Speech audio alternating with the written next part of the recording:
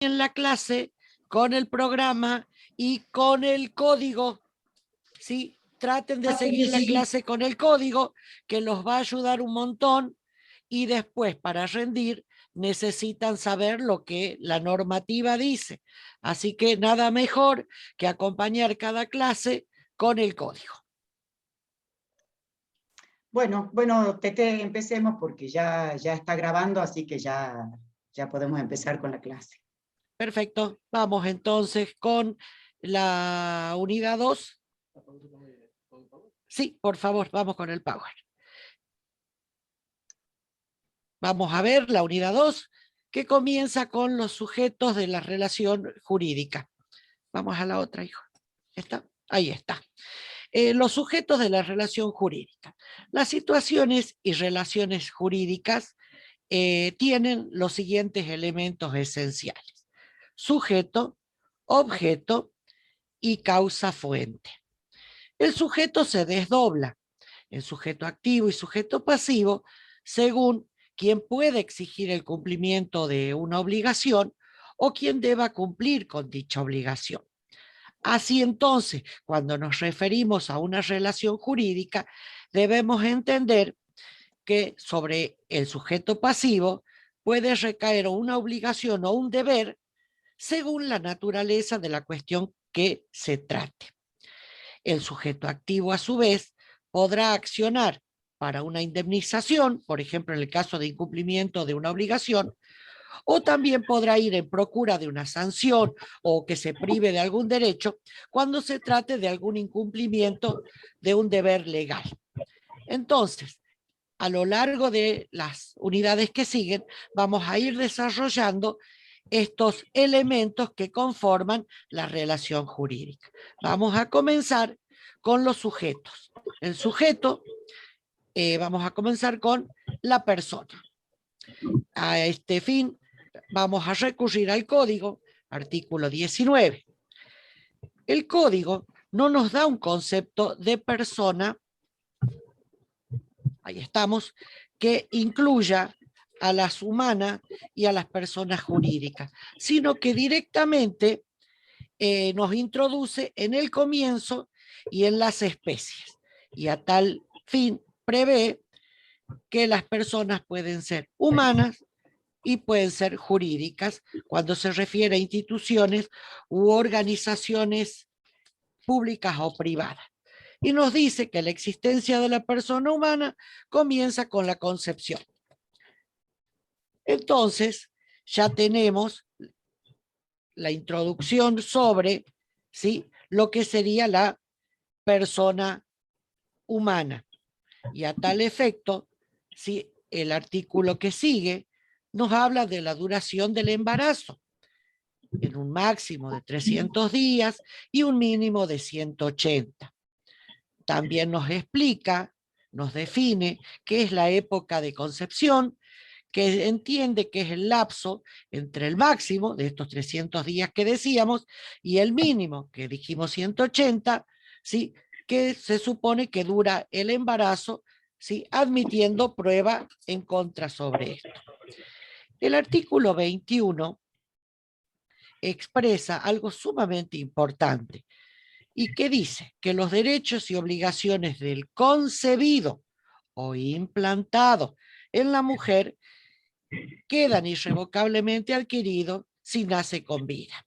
Entonces aquí estamos en la condición del nacimiento con vida como requisito para que estos derechos y estas obligaciones que pudiera tener queden irrevocablemente adquiridos.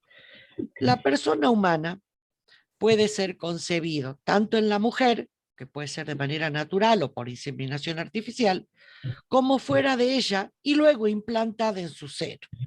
Ya dijimos que la condición resolutoria del nacimiento con vida es aplicable en ambos casos por igual, para determinar así la existencia o inexistencia de la persona, ya que si no nace con vida, se tendrá por no existente.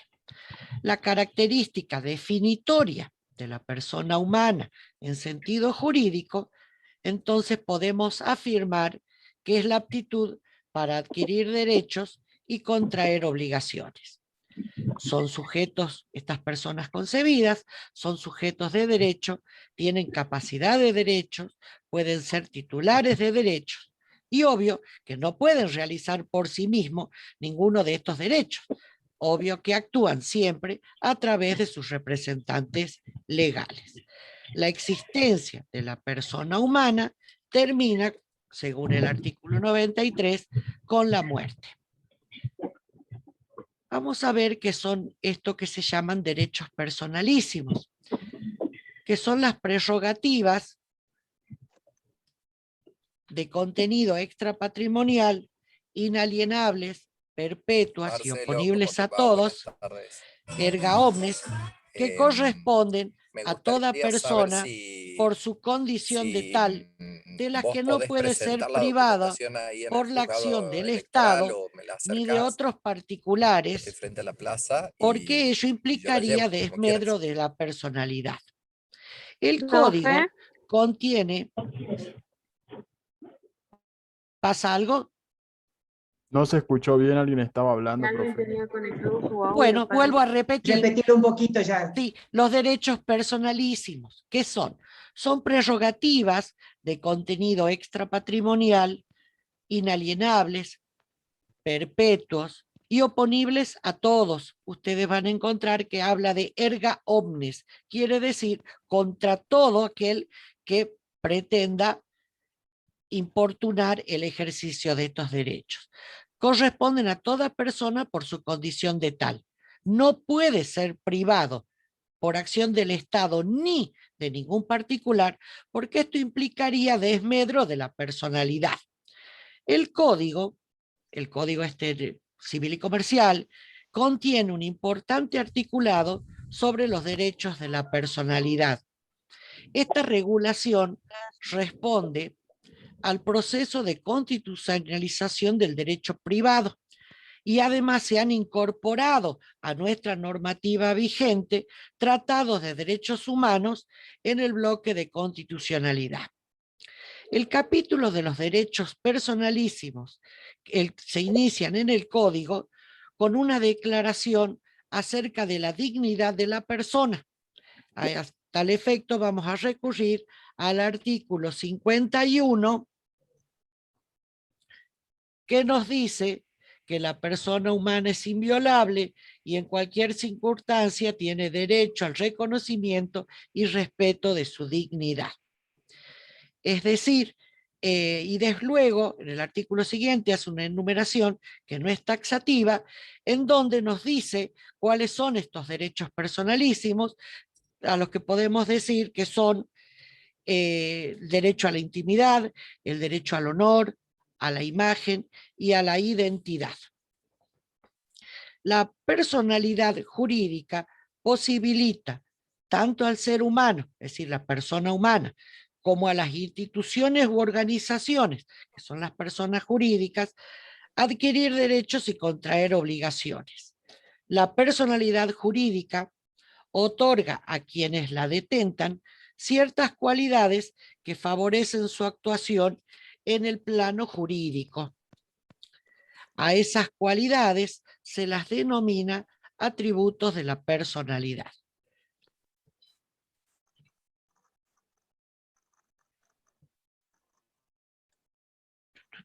Dignidad humana. Ahí vamos. Estos atributos, ¿sí?, de la personalidad, estas cualidades que dijimos, son el nombre, el estado, la capacidad, el domicilio y el patrimonio. No es por orden de importancia, sino que vamos a ir viendo primero el nombre, el patrimonio lo vamos a ver en otra clase, y a tal efecto, dentro de este atributo, vamos a decir artículo 62, buscamos el 62, ¿sí? El nombre, y dice, la persona humana tiene el derecho y el deber de usar el prenombre y el apellido que le corresponde. Entonces podemos decir que el nombre es la denominación que se le da a una persona que permite identificarla y distinguirla de las demás. Es un derecho-deber y está compuesto, como vimos, por dos elementos, porque habla de un prenombre, que sería el nombre de pila. Ustedes recordarán, el nombre de pila viene por la pila bautismal, que es donde antes se imponía el nombre, que es normalmente los nombres que eligen los papás para los hijos, y el apellido, que es el que utilizan los miembros de una misma familia.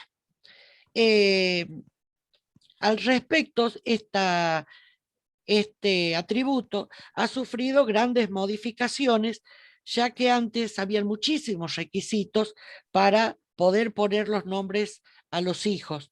Hoy en día se ha aligerado bastante, manteniendo algunas prohibiciones, como por ejemplo nombres que sean burlas, nombres que en la traducción o en la pronunciación pueda sonar a burla o en chiste. Entonces está permitido o no ponerlos, o en ese caso modificar el prenombre solicitando, digamos, atribuyéndolo a que suena a burla o suena a un determinado, a una ideología política o religiosa, etcétera. Ustedes van a ver, a medida que sigan leyendo el tema de nombre en el código, que habla también del seudónimo. El seudónimo es una denominación que no concuerda con el nombre verdadero de una persona, pero que normalmente la utiliza para desarrollar algunas actividades como podrían ser de carácter artístico o músicos, etc. Es tan importante el seudónimo que tiene la misma tutela o protección que tiene el nombre. No vamos a artículo 72, no vamos a confundir el seudónimo con el sobrenombre. El sobrenombre es como nos llaman en la casa o en el colegio o de manera cariñosa a nuestros amigos, que no tiene la tutela que sí tiene el seudónimo. Hay distintas acciones en defensa del nombre, que podemos decir que es la protección del nombre, artículo 71, y estas acciones pueden ser de reconocimiento, cuando no nos permiten utilizarlo, de impugnación o usurpación cuando otro está utilizando nuestro nombre, y de supresión de nombre. Dentro de algunas modificaciones que hubo en lo que se refiere a nombre, a título de ejemplo, nada más vamos a citar que los hijos matrimoniales pueden llevar el apellido del marido o el de la mujer, o de alguno de los cónyuges, ya que también podrían ser o dos varones o dos mujeres los contrayentes, pero el apellido que lleva el primero de los hijos es el que va a llevar los hijos que continúan a ese primero.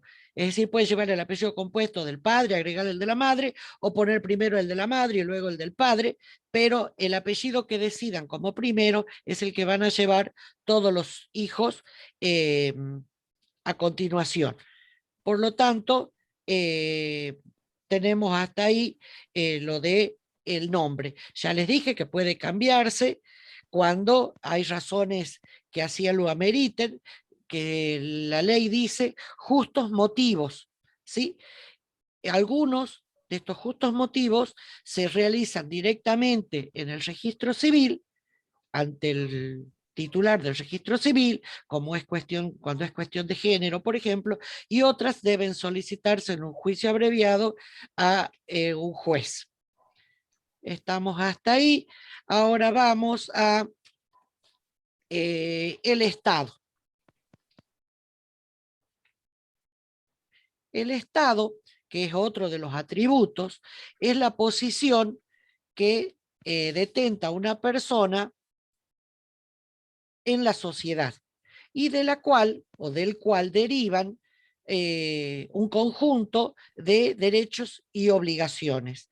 Es decir, esto del Estado tiene consecuencias en el plano jurídico, pero de todos los estados, el más importante es el estado de familia. El carácter de este estado, podemos decir, de este atributo, que es inalienable, irrenunciable y no caduca por el transcurso del tiempo. Si consideramos a la persona en sí misma, el Estado tendría importancia en cuanto a la edad, que se puede ser mayor o menor de edad, a la capacidad, plenamente capaz, o puede tener alguna restricción en la capacidad, también en la salud. Si nos tenemos en cuenta en relación con la sociedad, acá tendría importancia para el Estado, por ejemplo, la nacionalidad, que se puede ser que natural de un país, ¿sí? O extranjero. Se tiene en cuenta la profesión u oficio, militar, que pueda ser abogado, que pueda ser gasista. Y con relación a la familia, que dije que es uno de los atributos más importantes, en relación a la familia se tiene en cuenta el matrimonio, que puede ser casado, que puede ser viudo, se puede ser soltero, en relación a los hijos, sí que se puede ser padre, hijo, etc. Esto del Estado es importante, volvemos a repetir, ya que según esta posesión del Estado nos da ciertas prerrogativas y algunos deberes, sí, que de esta situación familiar se derivan. Vamos a ver qué utilizamos para probar el Estado. Se utilizan las partidas que emite, que nos da el registro civil, en donde se asientan todos los datos de la persona nacida, como también todos los datos de la persona fallecida. Estas partidas, ¿sí?, que se pueden rectificar en caso que se modifique el nombre o el apellido o el género de la persona, se consideran a todos los efectos y mientras esté emanada en las condiciones de legitimidad, se consideran instrumentos públicos. Artículo 289. Ahora vamos a ver otro de los atributos, ¿sí?, que es el domicilio. Podemos decir que el domicilio es el lugar que el ordenamiento jurídico atribuye a la persona como circunstancia antecedente para ubicarlo espacialmente a los efectos del ejercicio de sus derechos, el cumplimiento de sus obligaciones, para la aplicación de las leyes y para fijar la competencia de las autoridades. El domicilio puede ser general, también llamado ordinario, que surte efecto para cualquier tipo de relación jurídica y podemos decir que es necesario y único, que puede ser real, artículo 73, que dice la persona humana reside estable y voluntariamente, centralizando allí su actividad. Y también puede ser legal, artículo 74. La ley presume, sin admitir prueba en contra, que una persona reside para el ejercicio de sus derechos o el cumplimiento de sus obligaciones. Solo la ley puede establecerlo. Y vamos a decir que tiene como caracteres que es forzoso y excepcional. El domicilio se conserva con la sola intención de no modificarlo. ¿Y cómo se modifica en caso de querer? Por el hecho de trasladarlo a otro lado, que sería el elemento objetivo, y con el animus, el elemento subjetivo, de permanecer en ese otro lado. También dijimos que el domicilio podía ser especial. Y acá el que nos interesa, artículo 75, es el domicilio contractual, que es el lugar particularmente previsto para producir efectos jurídicos determinados. La fijación de un domicilio especial a los fines del contrato es de práctica común. Ustedes habrán visto en todos los contratos, en el encabezamiento, cada una de las partes constituye un domicilio. Ese es el domicilio contractual. Y este domicilio no puede ser cambiado salvo consentimiento previo de las partes intervinientes en el contrato. Los caracteres de este domicilio, vamos a decir que es voluntario y excepcional, pero una vez establecido se transforma en obligatorio para las partes intervinientes en el contrato. También es importante, vamos a decir, artículo 78, que esto de la prórroga de competencia que ustedes van a leer. ¿Qué quiere decir? Que en el caso de celebrar un contrato y poner otro domicilio que no sea el de alguna de las partes, se le está dando intervención, competencia, al juez de otro lugar, ¿sí? Que no sería el originario en donde estamos celebrando el contrato. Esto es muy importante siempre y cuando se realice dentro del marco de buena fe y no que se obligue a alguna de las partes a tener que ir a litigar, por ejemplo, en Buenos Aires. En el caso que se trate y hagan una prórroga de competencia, celebran el contrato y ponen el domicilio en Buenos Aires, obligando a la parte que está en Jujuy tener que ir a litigar. Por lo tanto, la prórroga de competencia decidida entre ambas partes es totalmente lícito que lo pacten siempre y cuando se respeten los derechos de las partes intervinientes. Ahora bien, vamos a ir a otro de los elementos de los atributos de la personalidad, que es la capacidad. A tal efecto, vamos a decir que la capacidad es la aptitud de las personas para adquirir derechos y contraer obligaciones. Es entendible, es un concepto sencillo, ¿sí? Y el código nos da en el artículo 22 y 23, tal como ya lo estaba establecido en el Código de Vélez, la distinción entre capacidad de derecho y capacidad de ejercicio. Vamos a decir que la capacidad de derecho, ¿sí?, se refiere a la titularidad del derecho subjetivo. Las restricciones a la capacidad de derecho solo pueden ser parciales y emanadas de la ley. No hay incapacidades absolutas de derecho. Eso equivaldría a una muerte civil. Las incapacidades de derecho son siempre excepcionales y de interpretación restrictiva. Entonces podemos afirmar que la regla es la capacidad y la excepción es la incapacidad. Por ejemplo, están distribuidas las cuestiones de capacidad en todo el código. Tome una como ejemplo, el artículo 1002, donde establece una prohibición legal, ¿sí?, es decir, una incapacidad de derecho, donde por razones de orden público, ¿sí?, y de protección de derechos de terceros, se le prohíbe a los abogados, ¿sí?, contratar sobre los bienes litigiosos en los procesos, o sea, en los juicios en los que están interviniendo. Esta incapacidad también, por ejemplo, y vale el ejemplo, abarca a los jueces, que también no pueden contratar sobre bienes que hayan estado en litigio en sus respectivos juzgados. Evidentemente, esta prohibición de derecho se basa, ¿sí?, en razones de orden público. De tal forma que ni siquiera a través de un representante podría llegar un juez a comprar bienes de que hayan estado en litigio en su juzgado, ni un abogado comprar bienes que hayan estado en el juicio donde ellos han intervenido representando alguna de las partes.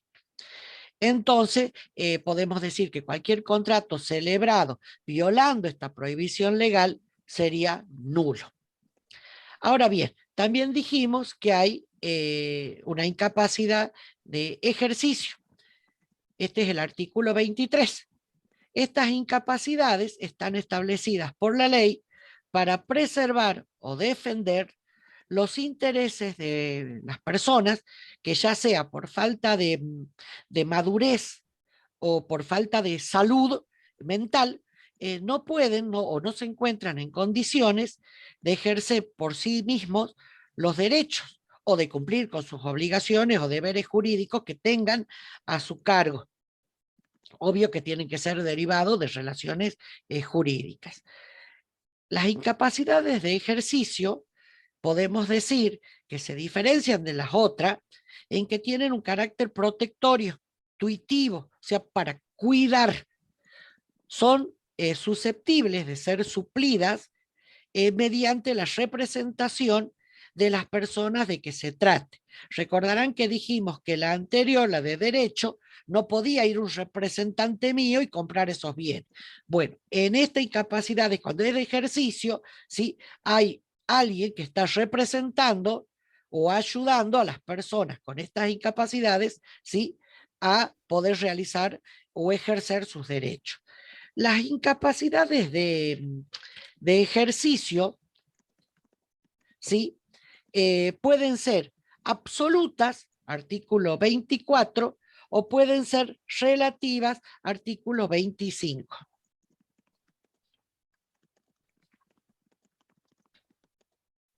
Ahí está. Y nos dice que personas incapaces de ejercicio son las personas por nacer, las personas que no cuentan con la edad y grado de madurez suficiente, y las personas declaradas incapaz por sentencia judicial y con la extensión dispuesta en esa decisión. ¿Sí? Entonces, ya tenemos el concepto de quiénes estarían dentro de esta incapacidad de ejercicio. Lo novedoso, digamos, del código es el tratamiento de los menores. Al respecto, ¿sí? Nos dice que menor de edad es toda persona que no ha cumplido 18 años. ¿Sí? Entonces, hasta los 17 años hablamos de menores. Ahora bien, dentro de estos menores hace una diferenciación la normativa, ¿sí? Entre niño, niña, que es un menor de 13 años, y adolescente, ¿sí? Que es quien tiene más de 13 años o más, pero a su vez es menor de 18 años. Y a su vez, también la normativa, ¿sí? A los efectos de ir dando esta autonomía progresiva a los menores, a estas personas que tienen la capacidad de ejercicio reducida, se va ampliando de tal forma que a los 16 años, ¿sí? Para el cuidado del cuerpo, la ley los asimila, ¿sí? A un adulto.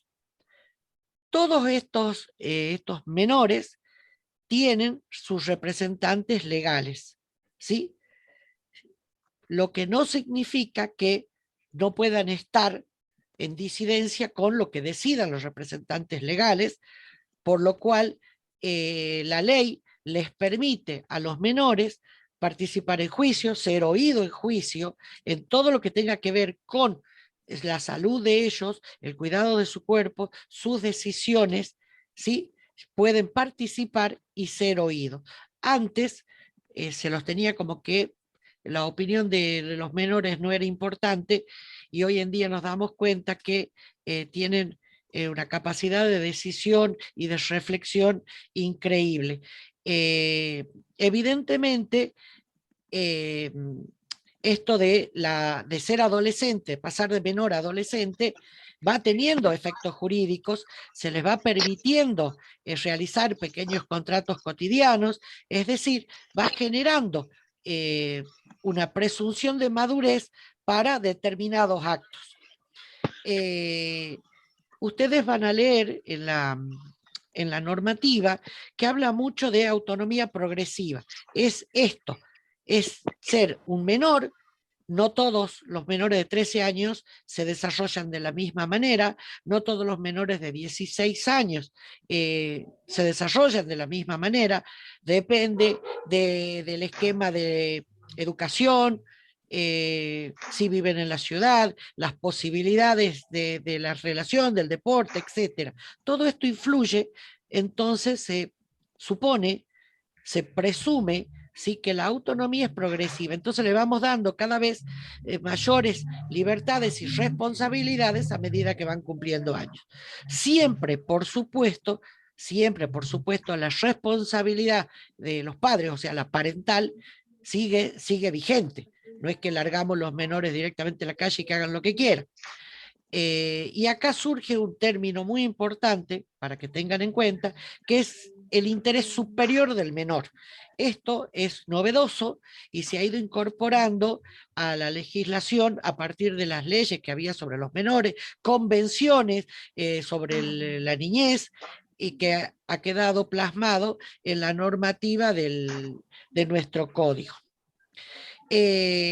Ahora bien, acá hay un dato importante que lo establece el artículo 27. ¿Qué pasa cuando los menores de 18 contraen matrimonio? La celebración del matrimonio antes de los 18 años con autorización judicial emancipa a la persona menor de edad. ¿Esto qué quiere decir? Que vuelven, para algunos efectos jurídicos, se vuelven adultos. Esta emancipación, en principio, es irrevocable, salvo para el cónyuge de mala fe, ¿sí? Y lo equipara a un adulto. De cualquier manera, nuestra ley, que es protectoria, no le permite disponer de algunos bienes y de realizar determinados actos jurídicos hasta la mayoría de edad. Lo mismo ocurre, ¿sí?, con las personas menores que tienen un título habilitante. La ley también evidentemente les permite actuar y desempeñarse en la sociedad con su título, porque evidentemente los habilita a ejercer esa profesión, a disponer de los bienes que puedan obtener a través del ejercicio de su profesión, pero también la ley los cuida y los protege en tanto y en cuanto a determinados actos que no pueden realizar. Ahora vamos a hablar sobre algo que es nuevo, que es la restricción a la capacidad. Antiguamente directamente se declaraba la incapacidad y se le buscaba un curador a la persona incapaz y quedaba todo solucionado. Hay un término intermedio que es la restricción a partir del artículo 31. Y podemos decir que estas limitaciones excepcionales, ya dijimos que son en beneficio de la persona, requieren que intervenga el Estado, la persona tiene derecho a recibir información para saber qué está pasando y participar en el proceso judicial con asistencia.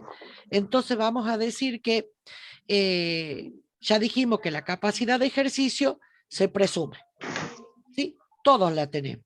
Entonces, para poder restringirla, ¿qué se requiere? Un proceso, un juicio quiere decir, en el que se pruebe fehacientemente la necesidad de esa restricción. Esto, evidentemente, se realiza en la sede de tribunales bajo la intervención interdisciplinaria. Es decir, no es que el juez solo va a decidir, ¿sí?, restringir la capacidad de una persona. No, se hace asesorar, ¿sí?, acompaña su decisión, ¿sí?, de manera interdisciplinaria. Se citará psiquiatra, psicólogo, asistente social, médico, etcétera. Ya que el fin de esta declaración de incapacidad es la protección, ¿sí?, de los derechos de esa persona. Entonces, evidentemente, el juez tiene que ser muy cuidadoso para aplicar esta restricción y a la vez la ley exige que no solamente se le aplica la restricción, sino que también debe designarle a esa persona apoyos, dice la ley, apoyos necesarios. ¿Qué se refiere? ¿Quién sería apoyo necesario? Evidentemente serán personas que estén relacionadas afectivamente con la persona a quien se pretende aplicar la restricción, ¿sí?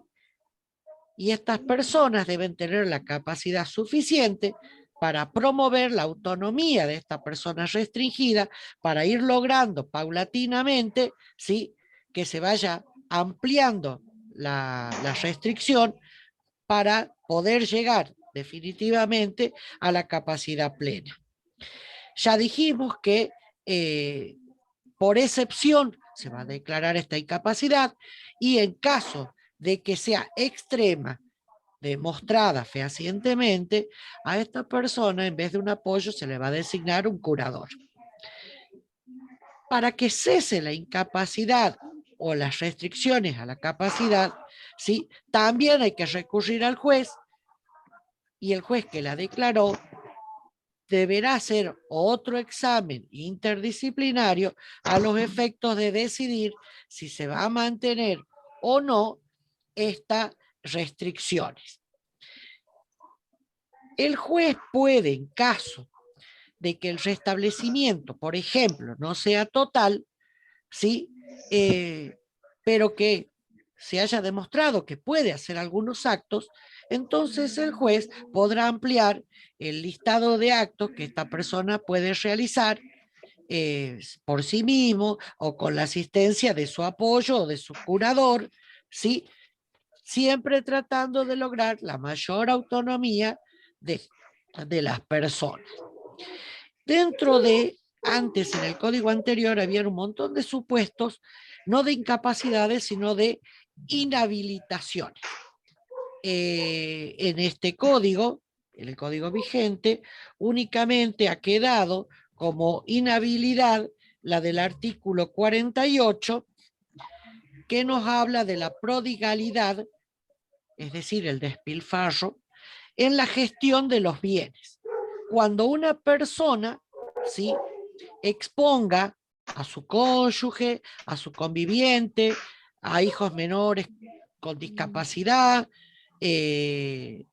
o hijos mayores con discapacidad a la pérdida del patrimonio.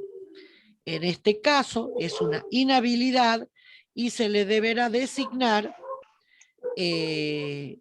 un apoyo para los actos que impliquen una disposición de los bienes. En ese caso, también la decreta el juez a través de una sentencia y debe, estas sentencias se inscriben en el registro a los efectos de proteger a la persona y también de proteger a las personas que pudieran contratar con ellos. Bien, creo que hemos tocado más o menos un poco de cada uno de los atributos. Ya dijimos que el patrimonio como conjuntos de bienes de una persona lo vamos a ver en una clase posterior. La bibliografía para esta parte de la unidad es el Código Civil, que ya hemos estado citando cuáles son los artículos, y estos manuales que están en la bibliografía del programa de Carlucci, Borda y Reutemann. De cualquier manera, un código comentado también ayuda mucho y la clase que puedan tener que les queda grabada. Gracias. Profe, una pregunta, ¿van a subir ese PowerPoint? Sí, quédense tranquilos que va, luego la profesora González de Prada lo sube y además, después de la clase del profe Marcos, si quedara alguna duda, la podemos ir contestando en el aula. Así que no se preocupen, pero lean primero el código y después vamos haciendo las preguntas, porque si no preguntan y se resuelve la pregunta sola en la clase que vamos desarrollando. Ahora paso al doctor Montaldi, que continúa con la unidad 2, persona jurídica.